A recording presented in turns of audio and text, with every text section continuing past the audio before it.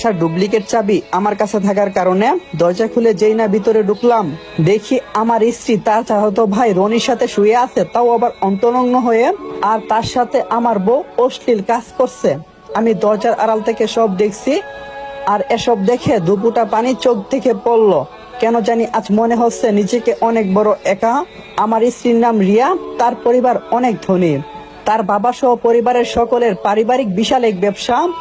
আর তার বড় চাচার ছেলে রনি, যার সাথে ওকে আমি কাপড়বিহীন অবস্থায় দেখলাম, তার বাবা আর রিয়ার বাবা পার্টনারে কাজ করে এই ব্যবসার মালিক।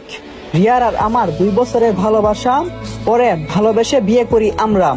যদিও রনির বাবা আর রিয়ার বাবা চেয়েছিল রিয়ার সাথে রনির বিয়ে হোক, কিন্তু রিয়া তার ফ্যামিলির বিপক্ষে গিয়ে জোর করে বিয়ে করে আমায়। আমার পরিবারেও রাজি ছিল না, কারণ আমার পরিবার নিম্নবিত্ত আর তারা তো বিশাল বড় লোক। আর এভাবে আমাদের বিয়ে হলো। আসলে রিয়া ছোট হতেই বিশালতা নিয়ে জীবনযাপন করছে।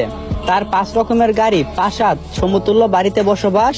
কিন্তু তার বাবা বিয়ের সময় আমাদেরকে 5 কোটি টাকার একটা বাড়ি লিখে দিতে চাইলে আমি নেইনি, কারণ কেউ আমার উপর দয়া করুক আমি তা চাই না। বিয়ের 5 মাস পরে আমি বুঝতে পারি রিয়াও আমার উপর বিরক্ত। আর বিরক্ত হবে বা না কেন, তার তো বিশালই জীবন যাপন, আর আমার মাত্র 40,000 টাকার মতো বেতন। যদিও সেসব জেনে আমাকে বিয়ে করছিল, কিন্তু কেউ একজন ঠিকই বলেছিল ভালোবাসা রং বদলাই। আরে হ্যাঁ, আপনাদেরকে তো আমার পরিচয়টাই দেওয়া হয় নাই।